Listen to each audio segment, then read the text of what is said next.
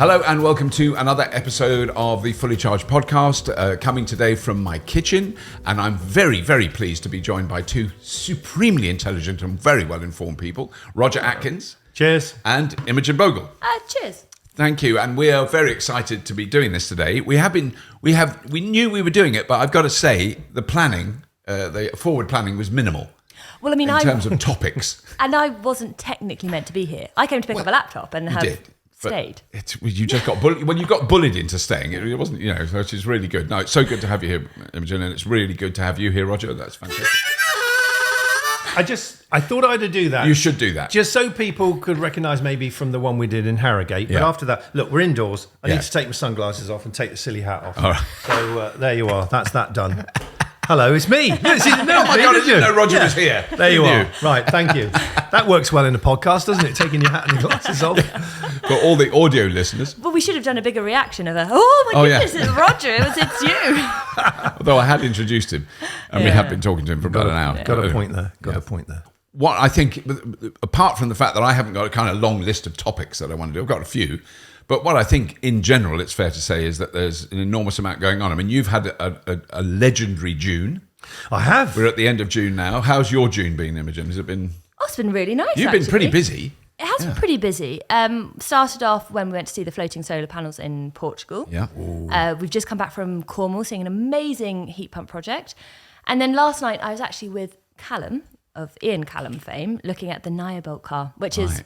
I'm sure we'll come on to that. But we ought to talk about that later on. Pretty spectacular. That does sound very, very special. Talking about floating solar facility, did you read in the news last week in Nebraska, a 5.5 megawatt solar plant was wiped out by giant-sized hailstones? Oh my goodness. I tell you partly why I know, because Simon Moores, who'd been over there working, whatever, had gone on a little brief holiday at storm chasing. Like you do. And he'd seen that storm in Wyoming as it moved across that state into Nebraska and absolutely smashed to smithereens all of these solar panels. Right. And I kind of asked a few people, because I thought, oh dear, this... it's always a positive story about solar. So, and the way it was written up in a particular journal was very negative. But I talked to some people who invest in all of this, and they said, well, there are places where you typically don't do that, actually. So you wouldn't use solar because it's... it isn't to say that solar farms are all going to be susceptible to this in the future. Yeah. Look at what's happening, blah-de-blah. It was just that there are certain parts of the world where certain things are probably best not done. That was all it was. Right. Because I've only experienced a hailstorm of that scale many years ago in Brisbane, and there was then, I would imagine they've kind of changed things. There was a tradition that you could buy brand new cars. This is not electric cars back then for like half price because they were hail damaged, and you go and see loads of dents brand new, just hundreds of dents because the hailstones were bigger than a golf ball. I mean, and on that in that house, in my wife's mother's house, the noise was unbelievable, and it will shatter tiles on the roof. It will go through perspex roofs. I mean, it will smash your car to bits. I mean, and it lasts sort of 5 minutes of this unbelievable noise, and the ground goes white with all the ice, and then it stops, and then it's 40 degrees again and really hot. Well, here's the thing. Bonkers. Simon put on his Instagram page some pictures. They were the size of cricket balls, slightly bigger than the size of a cricket ball. And the way they come out the sky, by the time they hit the ground, they're going at terminal velocity. They're going at over 100 miles an hour. It will kill you if you're standing outside out, there. It'll kill you. Which interesting that they, picked up on the solar panel point. I imagine quite a lot of other infrastructure. Oh, all the cars will be dented to beyond recognition. Lots of people's houses, if you've got any glass roof stuff, that'll be shattered. Yeah. Anyway, there you go. That's but I will tell you though, these solar panels, you can watch the full episode on the Fully Charged show. All right. But they are at a east-west orientation at 5 degrees instead of the typical 30 degrees. Barely tipped at all. They look flat. Barely tipped. And that means that they can cope much better with any kind of wind, but they also get the lovely cooling effect. Right. So... Neat. I haven't watched that one. It is very good. You've been so busy, out there doing all of this. What I think is is really intriguing now is as you go through this journey of finding different technologies, going underground, overground, you're a bit like a womble, really, aren't you? That's what they say. When we're talking about when Imogen will have seen wombles predate Imogen by probably 4 decades. Oh, you know who the wombles are? Of course, I know the wombles. And also, good, did they not go to number 1 circa? Oh yeah, they're on top of the pops all the time. Yeah. Mike Batt, that was who it was. But what I was going to say was, you collect all of this knowledge, experience, information, etc., and it's quite invaluable, really, because you're able to then to consolidate it all and contextualize things into how are we doing? Are we progressing? Are we moving forward? And one of the things I've talked to you about, Rob, is this issue about how newspapers and certain TV channels or whatever are typically looking for problems. Yeah. They seek out problems. They look out for things that have gone wrong and so on and so forth, rather than the likes of you guys and a few others who go around looking for solutions. So, and I think it's really important because if you're delivering solutions to people, ideas, innovations, all of that, you're giving people hope. You're showing them that the world isn't just full of tragedy and despair and everything going massive backwards. Hailstorms. Well, yeah, indeed. But it's about collaboration. It's about innovation. It's about things that can give people that really important word, hope. So keep doing it. Well, do you know, it's something that we've spoken about before, because you think, well, we're not the experts on this technology necessarily, but I personally feel like we do get this opportunity to be almost like an explorer, to gather all these nuggets and to kind of take stock of what's going on. And that is an unbelievable privilege. Yeah, it is. To be able to do that. So. It is. Well, I've had a privilege this month in that can I quickly go through do you, a bit? June? I'm not going to. Roger's June is rant impressive. on with it all. So I've got like 5 things. So I've got no notes. You've got notes. I'm impressed. Well, no. Here's the thing. I always keep a notebook. Yeah, me Whenever too. I go around, I'm always making notes because I can't remember everything. Yeah. Well, I can't remember much. But so I was in Detroit. That was the first thing with Mujib Ijaz, who's the CEO and founder of Our Next Energy, abbreviated to ONE. Amazing. Second stop. Energy, clever. Yeah. Second stop was Washington, D.C. To meet up with Simon Moores and the whole Benchmark crew. That was about mining and mineral processing and the Inflation Reduction Act. We'll come back to that in a sec. So I met Jigger Shah. Right. Oh, did you? Wow. Yeah. I met Bob Gallion, former CTO of CATL. Then I was in Berlin. That was the third sort of stop with Marty Rimac, Lawrence Leuschner, Emma Nerenheim, Christina Boone, Nika Rosberg. Got to tell you about a moment in that. I saw a bit of that panel. There was a little bit of a frisson, a little bit of friction between Christina, who we know very well, and Marte, which sort of surprised me. Yeah. Then I was at Move in London. There was a ton of interesting stuff there. Then only yesterday I've come back from Birmingham, England, by the way. Right, not Birmingham. Not Alabama. And I met up with Bob Gallion again. This incredible man who has been the CTO of the biggest and most important battery company in the world, CATL. I also had a 60-minute on-stage conversation with Andy Palmer, which I've recorded and will go out on my own podcast, Electric and Eclectic.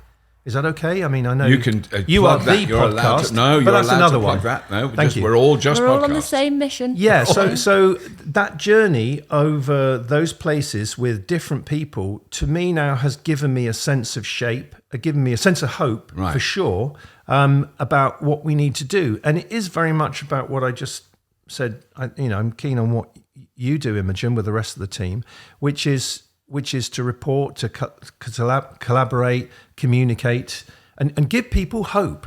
I really like the word hope because whether it's your personal life, professional life, or whatever, it's so easy to be weighed down by the negative news, by all the stories about whether it's politics, whether it's, climate change even, all of the things where you can just feel a sense of despair.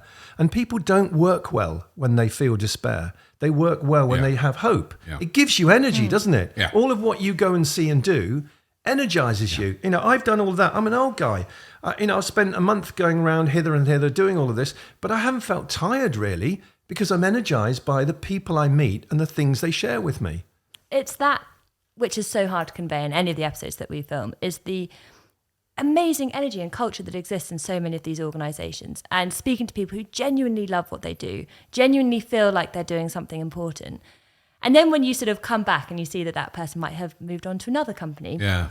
But actually, they're still part of this community of people working in the renewable space. And that's lovely. I'm sure you saw it at Move, where people sort of move between all sorts of different companies that are represented there. Absolutely. And there are a number of, you could call it a handful of incredibly inspiring people that have, I had a panel on stage in Washington, and 2 of them had worked for Elon, for Tesla, and I called them the spawn of Elon. Which they laughed nervously. They'd be like, what does that mean? Yeah. But it's basically, if you look around, there are so many people now with so many companies out of that culture of can do out of Tesla. And, many other companies are doing that now, and all this cross-pollination of things. And take one of your good friends, our good friends, we can all say that, Czerski Sexton. Yeah. So there's Czerski at the beginning of her work journey as an engineer on the GM EV1 project back in the 90s. And there she is now with Jigar Shah in Washington, D.C., triggering this momentous event in terms of the global landscape of investment and progress with renewable energy and electric vehicles. If you can sustain your passion and belief in something and hang out with the right people, you can just keep going. It's like you become the Energizer Bunny. Yeah. I mean, I sometimes look at you and I just see the Energizer Bunny. Sorry, do you mind? Is that okay? It's a compliment, Rob. Oh, I think you may have made the thumbnail for this episode. That statement. But the thing is, I've just remembered that because of my notebook, I've got a notebook, and I've just remembered that I don't know where it is. So I've got a notebook with all the things in that I need to remember, and I don't know where I've put it. Sorry, I enjoy accruing notebooks from various shoots that we go to. So at the moment, I'm in the JCB one, which a little bit controversial. Well, perhaps. I don't know. Well, I think they're doing some. They've had have you heard about their massive order? So they've had a massive order for diggers from a digger hire company, not hydrogen, battery. Oh. So they're all going, okay, we better make some. I mean, it's not like 5, it's like 800 or something. So in which case, I will get my JCB notebook out and wear that pride. Yeah. I've got a recommendation for you. One of the panels yesterday, one of the speakers was Celine Tour. Now, Celine Tour was at Williams, now works in a business that is all about agriculture, tractors, and off-highway. That whole panoply of how the heck do we electrify these? Right. Because they're vehicles that typically don't go and get, fed with energy somewhere else. The energy comes to them. Yeah. And that's a big dynamic, a big difference to most vehicles. So Celine Tour is definitely a person to talk to, real battery expert, really understands all of that, was the individual with a team, of course, but very much the pivot at Williams in developing the battery for the first Formula E season, which they did in record time, and they did it against all the odds and all of that stuff. So and her presentation was very much about, what's the chronology of this change, where's the value proposition in it, and the difference between, and maybe you want to talk about some of this, Capex and Opex.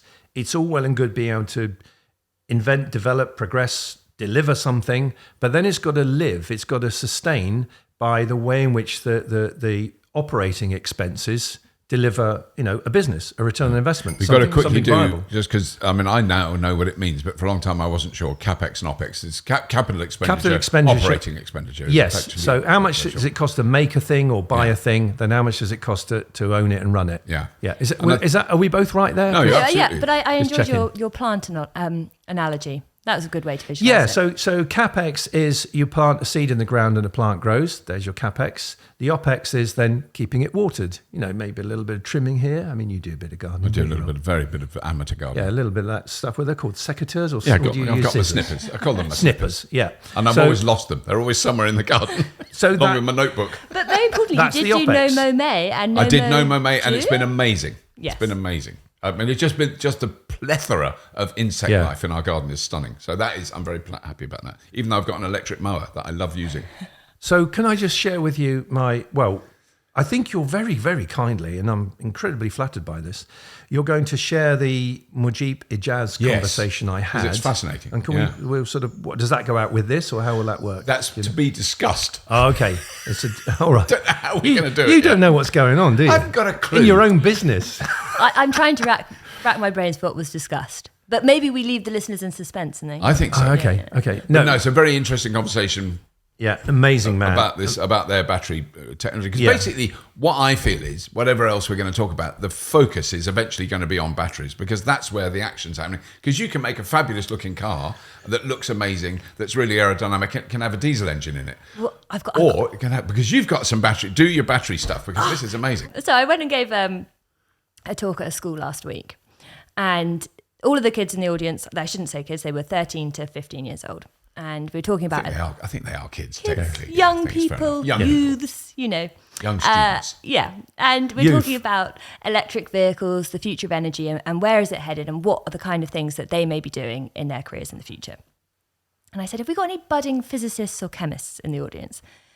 And as I'd hoped, a couple of the very nerdy-looking people sheepishly put their hands up. And I was like, right, everyone else, take note, because these people are going to be getting the rounds of drinks in at your 10-year anniversary, because that's where all of the exciting R&D is. Yeah. That's well put. And then you can see these guys, all right, that's pretty cool, yeah. But I have just come back from seeing the Naya Bolt vehicle, which I think is this perfect fusion that shows where batteries are exciting, cars are still exciting, and it is such a wonderful technology demonstrator to show how there's something very viscerally exciting about both. And if you haven't seen the Naya Bolt vehicle, definitely worth Googling. But it's based on the Lotus Can you Elise. just spell it for people, just so they got it? Nyobolt. Right, okay, thank you. So based on the original Lotus Elise and reimagined in the electric era, with a 35 kilowatt hour battery that can be fully charged using existing charging infrastructure in 6 minutes. Ooh! And critically, only adds 50 kilos of weight. But I mean, you should say the battery pack is 50 kilos. It's not like an extra 50 kilos. No. It's incredibly light. So hang on, I need to make sure I get this right, and we will check this when we do the full proper episode. But I think compared to the original Lotus Elise, it's only adding an additional total 50 kilos of weight. Right. But I should check if that's the battery pack or the vehicle. I spoke to the CEO and I was like, go on then. How's this work?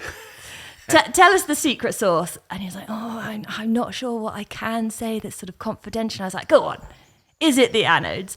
And then you suddenly have this person who is in the same forum as these car designers, both being treated with the same sort of intrigue and excitement. And that's so cool. Yeah. I think it is about the batteries. And actually, perhaps more than that, it's about seeing the future as thinking about energy in the same way we think about data. And it's this internet of energy and how that flows and how it can be swapped between different forms.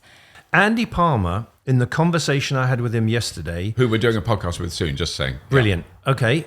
So he reminded me, or told the audience, told us all, that in the original concept for the Nissan Leaf, the 24 kilowatt battery pack was, they believed, the right size. And that the ability of EVs into the future would all be predicated on having ubiquitous, reliable, easy, fast charging. And that you didn't need to have great big batteries.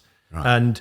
And when you then start to, pull together some of, now you're talking about new technology, innovation in chemistry, particularly in the anode, taking out some of the graphite to make things, work and move faster and safer, of course, because one dynamic of some chemistries is if you're fast charging too regularly, you're going to create too much heat, you're going to put degradation into the battery and a bunch of other things. The thing I want to quickly point out, because I always, there's all my little alarm bells ringing, Andy Palmer, we know as this amazing man who's worked for Nissan, Aston Martin, and many other, and he's an incredible guy and he's doing incredible things. But we should say that. So when we say Andy Palmer, at the time the Nissan Leaf came out, I'm guessing he was sort of head of Nissan in Europe.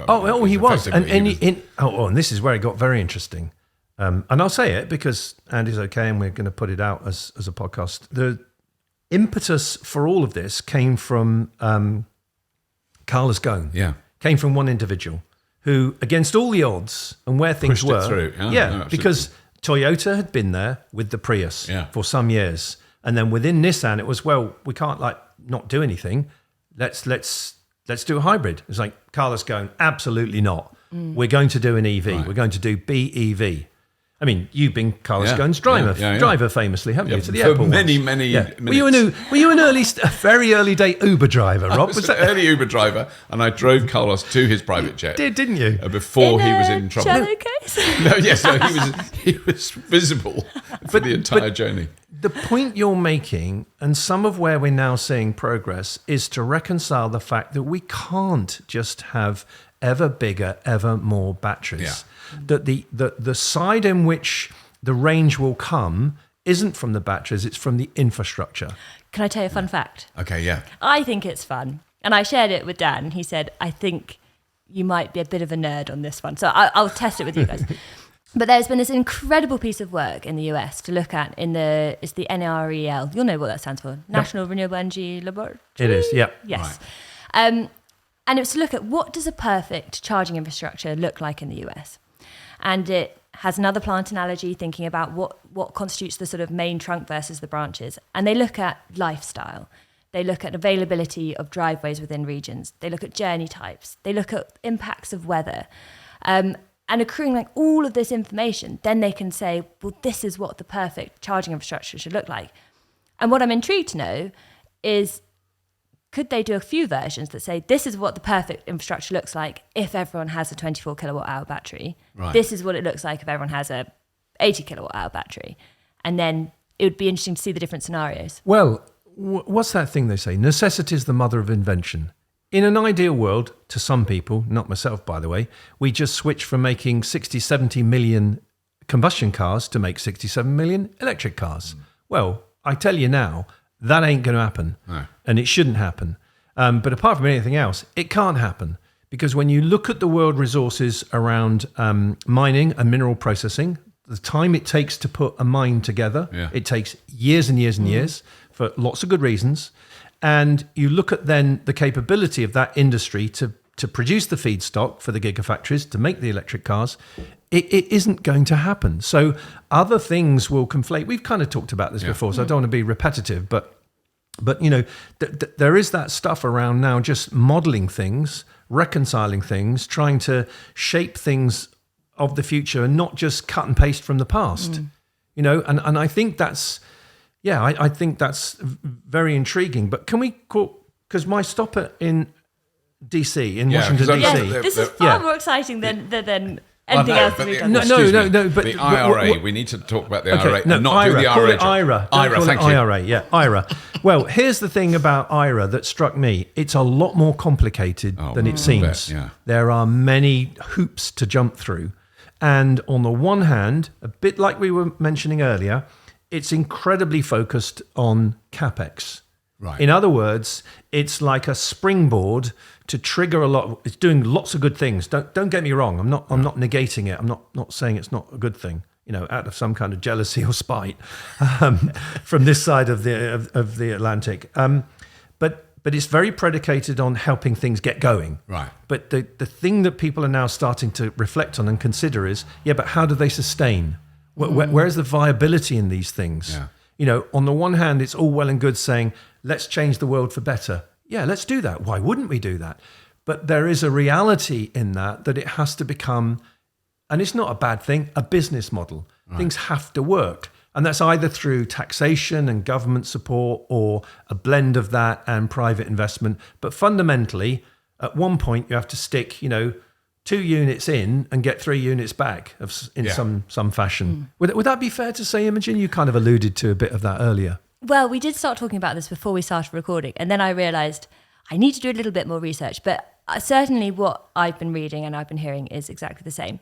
Capex, there is so much support through IRA. And is that how it's referred to? Yeah, because I asked people to stop calling it, saying it with the other way, because it just used to keep scaring me. IRA could be quite a nice name. IRA, it's nice. I know. Yeah. I've got a friend in New York who's called Ira, so yes, it is. And it was Ira Gershwin wrote great songs. Gershwin. There you go. But it does have that huge support, and that is needed to kind of boost and sort of kickstart the battery belt and all of the surrounding infrastructure. But what is challenging is that running a battery plant is really expensive. Right. So then it goes into the question of, well, what kind of volumes will these battery plants or different bits of the supply chain be producing? And if they're producing at low volumes, do they become really expensive suppliers to the automotive industry? If they're really expensive, what's the incentive for a domestic manufacturer to go to a US supplier? Or do they still go to China?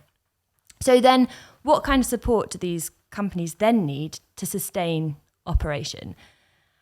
And it's really interesting. And we can't possibly know because none of us have crystal balls. But what I find fascinating about the IRA generally is yes, there's a technical question, but just look how it's shaken the geopolitics of this whole conversation over the past year. And it's something that we want to get into in a full episode to say, okay, well, 1 year on, what are the implications? So I need to pick your brains quite extensively. I mean, I think. Feel free, and there are others I'd refer you to. But Bob Gallion, who I think I've mentioned a couple of times here, because he was at either end of my months, sort of out and about, talks about this exactly about this. Right. How now certainly America has woken up. Europe kind of it's just putting one leg outside the bed. Hasn't literally jumped out yet as it should have done. But the reality is, for the last decade, China's been at it big time. Going at it. And here's one of the fundamental kind of journeys. Do we see that as a existential threat, or do we see that as an opportunity to collaborate? And well done for progressing things. Let's work together again. I don't want to repeat things because we spoke about this last time. But can I say the one thing that's kind of surprised me this month, and it's popped up twice, and I know this might upset viewers, or listeners, might upset you. I know Dan would hit me over the head with a hammer. He is very violent. Is we are not seeing the end of the internal combustion engine anytime soon. No. And this moment occurred two places. Right. One, Jigar Shah even said it. He was on a podcast saying it actually, and was explaining that as much as some people might imagine, purists, if you want to call them, there are other names, but we are not going to stop dead in making internal combustion engines at 2030, 2035, even maybe quite some time beyond. Globally, it's going to go on. And then the second person who said it, and this got a bit tasty actually, was my next stop when I was in Berlin in a panel with a few people, when I asked the question, if we expected the unexpected, what might that be? And Mate Rimatz, who is an extraordinary entrepreneur, very clever guy. And we should mention the car, which has become very famous, the Rimac Automobili, the very fast. Rimac Nevera, but now they're also an energy company. It's a much bigger enterprise. It's a holistic sort of approach. It wasn't the car sort of bought by Mercedes. Someone bought it, the company. No. Porsche invested a considerable amount of money into it, and then Mate then ended up absorbing Bugatti. Yeah, this is 30-something guy who's extraordinary. Absolutely extraordinary, astonishing. So it was a bit surprising then that his answer when I said expect the unexpected, and he said, internal combustion engines are going to go on for a lot longer. He is sat next to our friend Christina. She wasn't happy. She wasn't having any of that. So I looked at Nico Rosberg. He looked at me, and I thought, and he said, "No, let it go." and then they had, a slightly frosty exchange. Wow. And I completely get where Christina's coming from, given that she's coming from Norway, and they have gone massively on this journey, and they're where they are. But I also kind of get where Mate's coming from as well. I'm not trying to sit on the fence. No, but I was recently guest tutoring for this course in Sweden, and it was for an MFA of Future Transportation Design with students at the EMEA Institute of Design. And can you quickly say what an MFA is? Oh, is it a master's in something? It's a degree. It's course. A degree. Thank you. Sorry, I just always worry when there's a 3-letter acronym. Yeah, I mean, I used that. I just tried to sound like I knew what that was. You did know what you did. You sound amazing. But I just wanted to know what MFA was. But so these students, they have done their undergraduate in either product design or automotive design. Most of them have worked within the automotive industry for some time and have come back to do a master's at the amazing EMEA Institute of Design. And we were kind of plotting what does the next 20 or 30 years look like, not just for automotive, but for energy more generally. And what surprised me was that there were a few comments like, oh, well, by 2050, we'll have nuclear fusion, so we'll be fine. Right. And it was this very kind of binary view of what the different solutions are. And I think the same thing, we're at risk of that same conversation with electric vehicles. Yeah, it's 100%. sort of, yes, electric in most instances does make sense, but we have to think about this in terms of a range of solutions. And the issue is that petrol and diesel have been pretty good at their job. Yeah. And they're pretty, don't have to do much to make it work in different scenarios. So it's not just about that switch to electric, but that switch to thinking, let's find the most appropriate solution for the specific use case and have that holistic approach. That's exactly what we should do now. I'm not an engineer. I did go to school, but not for that long, to be honest with you. I was at primary school for some time. Yeah. But no, the quick thing I want to say about internal combustion engines, I think in 100 years, they will be very rare. Yeah, 100. And they'll be in totally museums and they'll be amazing. But the scale of it, and every time I've talked to anyone in sort of middle to upper ranking automotive industry, and I've said, I guess it's a difficult challenge to, change the roles for, 1,000 people in a battery plant. And they've often said, it's not 1,000 people, it's 20,000, or it's 50,000, or it's 5 different plants all around the world that are producing internal combustion engines by the thousand, incredibly efficiently. They've refined that engineering and that manufacturing over decades. Well, they have. That's a really big ship to steer and go, right, stop making those internal combustion engines and make these electric motors, where they have no experience and no skill and no background in doing it. And there are companies, as we know, that are brilliant at making amazing electric motors. Yes. And they're often, a lot of them are the smaller ones. But the point I was making about not having had a classic education is the place where I did learn some stuff, it was almost like living in reverse, was when I went to Ricardo. Right. And the two things that I remember incredibly well there all the time was the answer to most questions of what works best is it depends. Yeah. Yeah. It depends on the duty cycle. It depends on the location at the facility. It depends on many, many things. So you can't say, I think you use some of these phrases, you can't be binary about this and say that doesn't work, because it depends. And so I think when we keep a focus back on what is it we're trying to do with vehicle electrification, it's to move away from fossil fuels. Absolutely, yes. And it's also, and this doesn't get the attention I believe it should, I think it always has become diminished, is improve air quality. Yes. It's always been a twin imperative. Yeah. But too often, the focus is wholly on CO2. And this was why we got into the mess with diesel, because the focus there was, diesel is more efficiently and creates less CO2. Yeah, but at the same time, it creates worse air quality, emissions. Yeah. So there wasn't that holistic and kind of, at the political level, balanced understanding, of what to do that would work best. Yeah.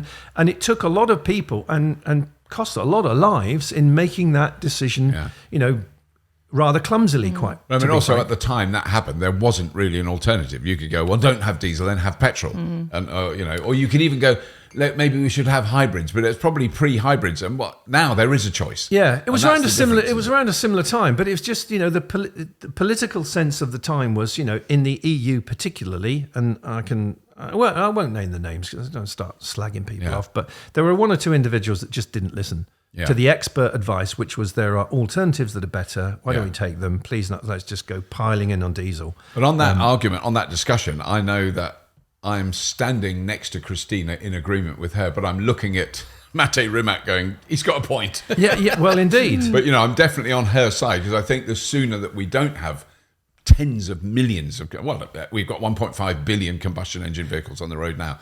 I claim that's unsustainable and unsupportable, and we've got to change. I totally agree. And I am definitely on the Christina Boo end of the spectrum as well. But it's that sort of, I don't know, there's something, we've got to stop it being so binary. And I think part of the reason that people are like, no, we have to have the combustion engine, we love pistons and we love explosions, is because they may feel that electrification has been imposed on them. Yeah. And actually, as you say, the real target is zero emissions, better air quality. And everyone should be rallying around those missions rather than it being this very kind of us versus them sort of discussion, which is where it's headed. And certainly when we did the e-fuels episode, I feel like we kind of got that little insight into why that's being pushed as a specific agenda. So maybe I'm super naive. I know that I am, but I hope this sort of, society in which we can say, this is the target, do your best to get to it. Yeah. No, you're not being naive at all, because to my mind, the synthetic fuel thing, the danger here is that it's not seen as the way in which we wean off the 1.4, 1.5 billion combustion engine cars over the next 20, 30, 40 years. It becomes an alternative to battery electric vehicles. Yeah. That's the danger in it, that it then becomes used as a tool by the incumbents to say, well, actually, we don't really need EVs because it's so complicated and all these batteries and everything. Let's just squirt this new fuel in and let's carry on sucking, squeezing, banging and blowing. Yeah. It sounds like a great party, but I shouldn't really say that. But but you can somehow, Roger. Have to cut that bit out. Yeah, but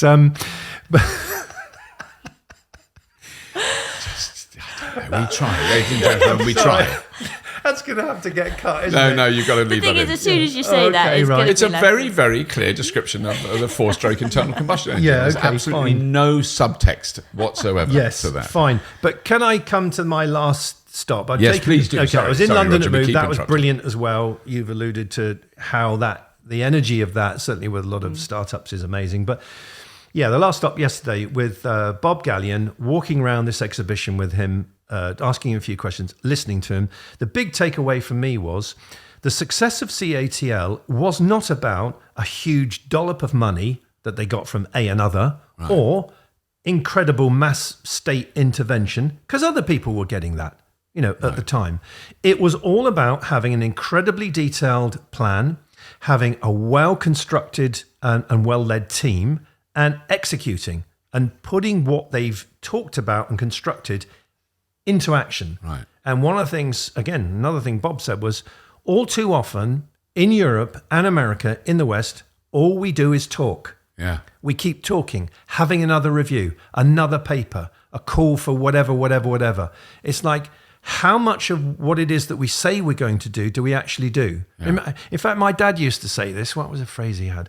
When all is said and done, there's a lot more said than done. Right. Yes. And that's what's happened in the West, but not in the East, specifically not in China, and definitely not a CATL. Because I just want to explain to our wonderful listeners, in case they don't, they may have heard of CATL, but whose cars at the moment, just to kind of clarify where they go, those batteries go, because I know they're in huge number of They make a third of the world's battery cells. It's easier to say where are those battery cells not. Yeah. They're not a car manufacturer, so their battery cells... BYD cars or buses. BYD, Blade. BYD have been going forever. Chairman Wang is brilliant. He's a chemist, and he's done the clever thing of combining both the capability to build batteries at scale and make electric vehicles. Right. And that's an astonishing journey, an incredible company in its own right. But CATL and Robin Zeng was wholly focused on building batteries. He had an early stage, he had some great help. Two particular individuals helped him. Herbert Diess, who saw in him a vision of a young man. Herbert Diess, former head of Volkswagen Group, but at the time was the head of the whole electrification thrust at BMW. Right. And they needed a battery, and they went to Robin Zeng's nascent early stage. So that would have been early on in their... Yeah, that helped. Early 2010, 9, around then, I think. Anyway, I might be slightly out on that timeline. The other person is Warren Buffett of Berkshire Hathaway, who invested, I think, $100 million in CATL. Sorry, this is BYD. This is BYD. Sorry, this is BYD. Yeah, no, it's easy to sort of conflict the two. They sort of appeared, I became aware of them at the same time. They are the two giants of where we are now, with kind of, without wanting to make it hyperbole, world domination by China of the battery and the energy storage industry. So it's CATL, BYD, Panasonic, and LG. LG Chem. Yeah, and Samsung. Yeah. They're like the big five. Yeah, and Envision. Yeah. Yeah. I know it's like Rome, we keep going on. But then, wait a minute, when Tesla do their batteries in their battery gigafactory, they're doing it with... They're doing it with BYD. They're using Blade batteries. Right. So LFP batteries. Right. And again, the thing with... Okay, I'm not chemist, not an expert in all this stuff, but the fascinating thing for me was their implication is in many ways that this LFP chemistry, lithium iron phosphate, LiFePO4, even know what the thing is on it. How's that? Yeah. Was what Modec in 2007 were running as electric batteries for electric vans that worked incredibly well. So it's to me, it feels like deja vu. Yeah. So I've got an idea. Okay. I think how if you read like The Hobbit or Lord of the Rings and it has the big map and all the list of characters. Yeah, we need the map and the list of characters. We need the map and the list of characters. Like a family tree. Yeah, and you could do the little dots to say, Herbert Diess, CATL, dot back, and all that kind of thing. That's what you essentially, need to do. if you think of it from a, just step right back from our little world that we live in to going, what's a name that you would connect with electric vehicles? And 99% of people would say Elon Musk. Yes. And no one else. And I mean, on that map, he would be lost in the he's in there. Yeah. It's not that he wasn't there, but he is not Lord of the Rings, King of Kings. He's like that bloke. There's that bloke over there. He did the Tesla thing. But with these people who actually built the Tesla, I've always said this. He didn't actually build the rockets. He didn't build Twitter, and he didn't actually make the cars. He's very, very important in all those aspects. Well, and I think this is where, this could be stage 2 of your map, that you could then make the map so that you've got Maybe all the it needs to be a different 3D characters. interactive map. 3D interactive map. Yep. And then you could also go in, you could put the Harry Potter version on. So you'd see who Elon Musk is in Harry Potter. You could do the Lord of the Rings version. So who is... I might be getting carried away. He'd be Voldemort, wouldn't he? Can we do a Sex in the City version as well? Yeah. But AeroVironment. I think when you were in America back in this was one of the companies that's well under the radar. That was one of the kind of God, that takes me back. Well, indeed, because this is back in California in the early days, and the people like J.B. Straubel, people like Elon Musk and others were inspired by this relatively small, relatively unreferenced company these days. But it's like the old, standing on the shoulders of giants stuff. I thought you were gonna say that. That's what it is. Yeah. There are some people, and often they don't get that name check. Which would be nice to do. It's just polite. I mean, we are now where we are, not back then. We can't be all nostalgic about it. Yeah. But I think it is polite to have that kind of road map. Call it what you will. What did you call it? Hobbit map. We'll call it Hobbit map. Yeah, that. I think it's nice to have that. Hobbatry map. Hobbatry map. Oh, I'm sorry. Oh, wow. Oh, that hurts. Yeah, that's like a dad joke. I'm experiencing. Yeah, I'd have been proud of that. Wow. But yeah, can I just apologise? I think I slightly conflated the story of CATL and BYD in terms of who got money and all that. Yeah. But anyway, But the thing I want to say that is in reference to all this is that the kind of I've been very aware of general public perceptions of electric vehicles and the challenges they pose, which are many.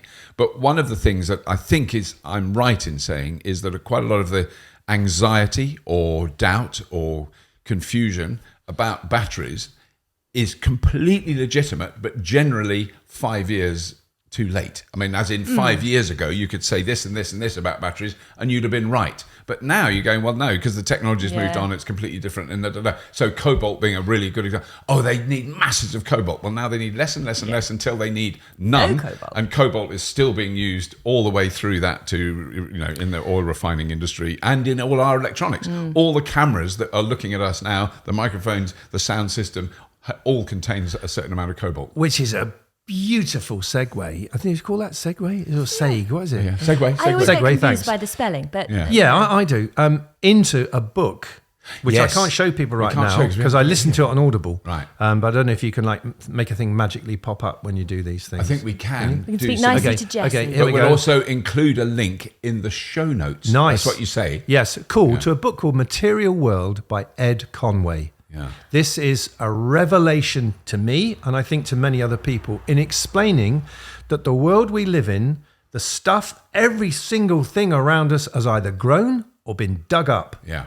in its origin. It is amazing when This you is break the it down to sky- that. It's literally that. Oh. So this kitchen, if you look around it, wood, grown, fridge, dug up. Yeah, every single Clock, thing. dug, everything's grown. Cooker, dug up. Yeah. Oh, it hasn't been grown. But Imogen, it's so, honestly, please read this book. I implore you and everyone else to read it, because it's not just a good book by a bloke who's clever. It's an important story that now helps people perhaps come to terms and contextualize the fact that, yes, we will have to dig up stuff to make batteries. They're not going to be grown. No. Although you can make... Well, I was there's a gonna thing called say, ligno. There's some hemp- There's a thing hemp called you batteries. can with trees. I know what you're going to say. Well, no, we are, there's obviously the world of 3D printing things, but the materials that have gone into those didn't come out of thin air. No. Something is still grown in that process. Can I tell you about the books that I'm reading? Anyway? No, please Yes, do. And I've got one, two. Anyway, yeah. Well, so I listened to another podcast, The Rest is Politics, and they had Kate Rayworth. Oh, I've got her book upstairs. Yeah. Donut Economics. Donut Economics. Which, But I've only read the introduction. So it only arrived yesterday. well, so I've had it on my shelf for ages and I haven't read what's it. it I have to called? confess. Kate Rayworth, Donut Economics. I love donuts. But her Is it not about? It's not about them, is it? Okay. The shape. Yeah, the Oh, shape. okay, So right. imagine a ring donut. In the middle of the donut, you don't want society to be there because Yeah, have a biscuit. Yeah. that's where people have a poor quality of life. They don't have the resources that they need for a good quality of life. And at the outer edge of the donut, that's where you're exploiting the planet and you're using too much. So society should live between the inner and outer ring of the donut. And she was being interviewed on the rest of politics, and they were really... It upset them, didn't it? They did really upset couldn't deal them. with it, yeah. But they also did reflect that perhaps they'd gone in a little bit too harshly. And they were sort of making the point that her framework of economics doesn't allow for economic growth. And the point that she was making was, well, GDP shouldn't be the only metric of growth. So she's not anti-growth, she's just saying you've got to think about growth differently. And I was like, oh gosh, I don't feel I know enough to be able to make an argument for why what she's saying makes sense. So I've just started reading a book called Reimagining Capitalism by Rebecca Henderson. And it's how, sort of making the point that if government maybe do need to prioritise growth, how can businesses behave as better people and actually start to measure not only their economic output, but also the damage that they're causing, and then factoring that in their overall sort of balance sheet. So I'm very early in, and I'll report back.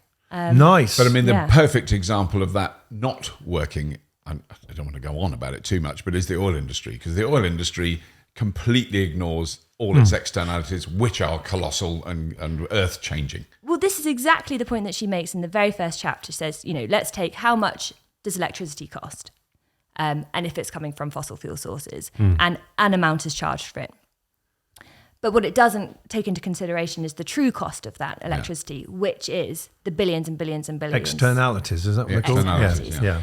And so she's sort of trying to make the point of how do you think about the whole end-to-end impact of your business and then make that contribute to your overall profit. Right. And you know what? This loops right back to the beginning stuff we were talking of in terms of Capex and Opex and all that sort of stuff. Because if you think of what is the Capex of humanity and what is the Opex of humanity, it's that thing, isn't it? So it's one thing to make stuff happen, but the other thing is about the ongoing thing, the way in which it works over time. And again, just going back to the book Material World, I hadn't thought about it really, that all of the civilizations that have come and have gone and maybe come back again or whatever, and where we are today, are predicated on material stuff. It's about salt, it's about sand, it's about oil, coal, gas, it's about silicon, it's about lithium. Yeah. And so when you think and reflect on how human history has worked and empires have risen and fell, it's all linked to the material world. Yeah. And in understanding that better, I think people can then, go with it a bit better. I think mining definitely needs to clean up its act, but it will still be mining. It will still be digging stuff up. Yeah. And things need to get, I'm sorry about this, burnt. Yeah. Because, you have to use high temperatures to extract some of the minerals that go into all of this stuff. Yeah. But we just need to look at new technologies, doing it better, quicker, cleaner, faster, all of that. I've got another idea. What's that? So alongside your map of the battery industry and all the key players, all the key characters, there's a board game called Settlers of Catan, which is kind of like Monopoly. This really exists? Yeah, this is real. Settlers of Catan, it's a great game. Like a better version of Monopoly where you're trading sheep, wheat, or that kind of thing. Right. You need to make the battery version of that. Yeah. The lithium, cobalt. Yeah. Where am I going to get it from? Yeah. What are the ethical implications of extracting? Well, it's a bit Minecraft is a bit like that, isn't it? I suppose it could be. I don't know if it is. The game Minecraft. Battery Minecraft. I've never played Minecraft. No, I got it as an app, and I thought I'll be really clever. I'll get it as an app, and I'll work out what it's all about. Then I'll come up with some great thing to go on LinkedIn. But I couldn't use it. I couldn't work out how it worked. So it's like I thought. I don't want to be rude, but Roger, you and I are both in between 40 and 50 years too old to work out. Yeah, but I've got the app. But I just don't know how it works. I've got another terrible pun. I'm sorry. Okay. If you've got Settlers of Catan, your version could be Settlers of Cathodano. Imogen, you're turning into a dad. Basically, you have become a fairly ancient man. You're hanging around him too much. And me. Yeah. Oh, dear. It's osmosis from these two inspiring. I want to do a quick book, because I was going to do Kate Raworth, but now we're doing a book corner, is Blue Machine by Helen Czerski. Yes, oh my goodness. Which is, because I've been desperate to read Kate Raworth's book, and it just didn't arrive. I ordered it online. I shouldn't have done. I should have gone to a bookshop and bought it like I do normally. But I'm halfway through Helen's book, and it is amazing. So Blue Machine is about the ocean, You've heard of it. So it's extraordinary. It's yes, I have. Extraordinary. And she's an extraordinary writer. I mean, it is a very poetic and very beautiful descriptions of the ocean. And she's been all over the place. My goodness. Can I say one word, though? Yeah? Nodules. Oh, well, I mean... Because I interviewed, you know what I mean, don't you? Interviewed Mr. Nodules years ago. Did you? And went, oh, that's quite... I've got a nodule. I've got one here. Yeah. Have you? He's Can I given have me a look one. at it later? Yeah. When everyone's gone. Yeah. Well, we talked about it on the last episode. We said what it looked like. Well, it looks like a dried biscuit. It's not like the other thing I said. Well, since that time, just very quickly, and Helen won't like this, but we are going to mine the oceans. However, here's the thing. Do you think we will? Yes, I think we will. Should. I think it's inevitable, but... Here's the thing: we've got to do it properly. Yeah. There are, we could just scrape the ocean floor and have floods of, or sediment and all sorts of horrible things happening. That could happen if we're not careful, if it's not properly managed. Or we could do things where they have remote control things because they go down like 4 miles. So I mean, it's really, really deep, and they will collect them, pick them off the ground, a bit like harvesting in a thing, without the detriment. Mashing it all up. It's got to be done properly, but I think it will be done because what it then also means is we're not going to have to do some of the things we currently do in mining. This is the point about improving mining and moving on.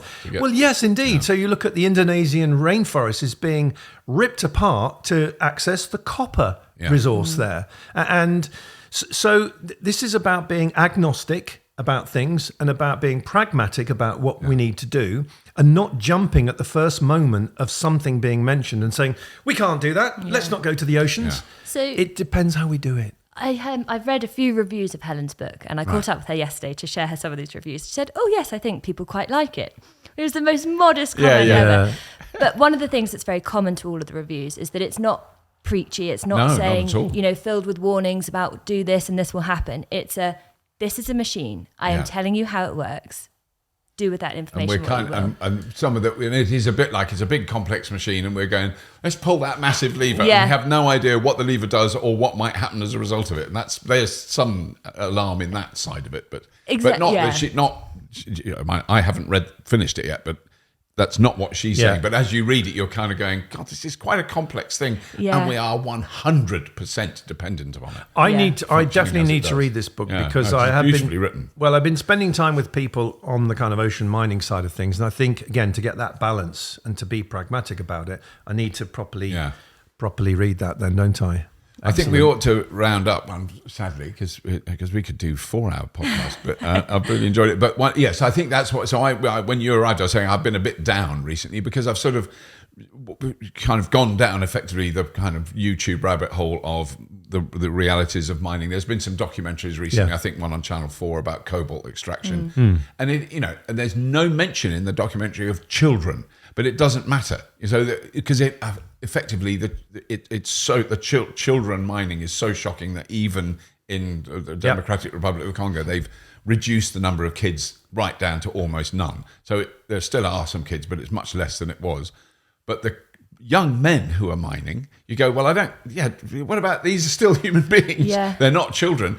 They're in incredible danger. It's horrendous, and it's not condoned, it's illegal, it's not official, but they're still doing it on a massive scale and people are still buying the cobalt that they're digging out and nickel that they're digging out. And when you see that, you go, that is awful. Yeah. But what I constantly have to remind myself, and there's been an amazing picture essay on the BBC about Iraq, and it's got nothing to do with cobalt or nickel or copper. It's about oil and the people who have to live in the oil fields of Iraq, where the place is decimated. It is decimated beyond all hope of any human beings living in that place ever again. It is filled with smoke and dirt and oil spills, and it's hopelessly run. And that's the same across the world. And that is normal and totally acceptable in the world of people who criticize cobalt mining. And it's such a difficult thing. Neither of them should be happening. There shouldn't be kids or young men climbing down illegal mines in the Congo, and there shouldn't be oil extraction done like that in Iraq, and in the Niger Delta. If you look at the Niger Delta, it's been destroyed by oil. I'm completely with you. But again, you look at history, how we've transitioned from some of these things, how we went from wood, how we went from wood to coal, how we went from coal to gas and oil. These things have their period of time, of exploitation, and then something comes along that is better. And this is where I think the whole argument around, is an EV a good thing? Are renewable, is renewable energy a good thing? Yeah. It's always about, and it's always been in human society, anything that comes along that's better than you've got today will then prove itself and will sustain. So is it good today to have suck, squeeze, bang, blow cars that put out pollution in the proximity of other human beings? Absolutely not. Yeah. So the sooner we do move away from that, the better. And as for the giant chemistry experiment, which is putting carbon into the air faster than it would in any fathomable way be naturally, it is going to kill us in the end. Yeah. I heard a very neat and I think very articulate way of explaining what shoving carbon in the air was about, was farting in the lift. You get in a lift that's full of people and fart. No, you don't, because it's totally it's socially unacceptable. Apart from it be embarrassing and all the rest of it, it would be horrible. Yeah. So you don't do it. To extend that analogy, if there are people who didn't do the farting in the lift, but are then being asked to also never fart in the lift, if they could have been holding in that fart for ages. Yeah, they've got to fart somewhere, and so. So this analogy. I've got this. Let me tell you. No, I've got to be honest with you. I was 11 before I heard my mother fart, and I didn't think women could fart. I don't know why, because it's obviously got same bodies as such. Women don't. They don't fart as much, but when they do, it's just glitter, isn't it? Have we talked about this before? No, we should stop. No, now. we haven't. There's Good. No okay. need. Yeah. This is a family show. We should wrap up. I don't even know what to say now. No, me neither. I'm still in the lift because I'm not going to do it, but I have been in a lift with certain very well-known people at the BBC. And, name them. And I'm not going to name anyone, but someone farted and there were comments made and it was very funny and I was laughing so much. I don't think I did fart, but it was very close. It was an extremely embarrassing moment. I want you to name them. Off air, I might do. Okay. Sorry, everybody. That's it for this episode. I just think this has been great fun, and I really hope that you've enjoyed listening to us. I think we've covered one or two relevant and important topics. Well, that's what we're supposed to have done. That's what we're supposed to have done. And I think what this has shown is that we're about to go down a proper rabbit hole of IRA, battery manufacturing, battery materials, and then we can do the sensible episode. And talk to Bob Gallion as well. And also battery recycling. Battery recycling is a super growth industry. There's so many different companies doing. And the thing I want to go and see, which I don't know if I'm going to be able to this summer, is solar panel recycling, which has just started big time in France. They're doing that in Nebraska now. Are they doing it in Nebraska as well? No. Oh, well, after the hailstorm, they need to. Yeah, sorry, I was doing a segue again. There we go. Yeah. That's a circular thing. We've gone back to the hailstorms in Nebraska. Can I just tell you one thing about recycling batteries? Oh, yeah. So, as you know, JB Straubel of Redwood Materials, I'm a big fan. Yeah. And you have mentioned him 14,000 times. He speaks very highly of you as well, actually. No. I'm making it up. It's just a turn of phrase. He's never heard of you. I don't think he has. But I have been very patiently emailing Redwood to say, we'd like to come and do an episode. We're big fans. I am particularly a really big fan. And they have very patiently said, we're absolutely interested, but right now we're really, really focusing on delivery. So let's speak again. So then I've gone back saying, okay, that's absolutely fine. Totally respect that. When would be a good time? And I got this email saying, we really admire your persistence, Imogen. I was so embarrassed. But one day we will have a Redwood. Simon, okay. Oh, okay. He's good friends with him. Yeah. Okay. One day we will go to Redwood. Yeah. I know that's terrible on a podcast and even people looking, but I had to write it down. Yes, no, very good. Yeah. That was very beautifully and discreetly done, Roger. As always. It's very unusual for me. Usually you just get in the lift and let one go. On that very unpleasant note, delightful note, thank you so much, Roger and Imogen. Please do subscribe to this podcast. It just gets better and better every week. We have got some incredible guests coming up very soon. What else? Tell your friends. What else? Oh, we've got actually Dutch biscuits there to remind me that our next live, it's not our next live show. No. One live show. We haven't got any Canadian biscuits. We should have had soft. maple syrup. Yeah, they are meant to be softish. Oh, right, okay. Okay. Well, they're fresh today. They're strout waffles. How do you say them? Stroopwafel. Yeah. Anyway, they're very nice. Yeah. I like a crunchy biscuit. And so we're going to be in Amsterdam in November, but we're also going to be in Vancouver in September, which is looking very, very exciting. Yes. It's a beautiful location in the Vancouver Convention Centre. Sounds absolutely fantastic. It's going to be really fantastic. We better stop now before we just dig ourselves an even bigger hole. So, as always, if you have been, thank you for listening.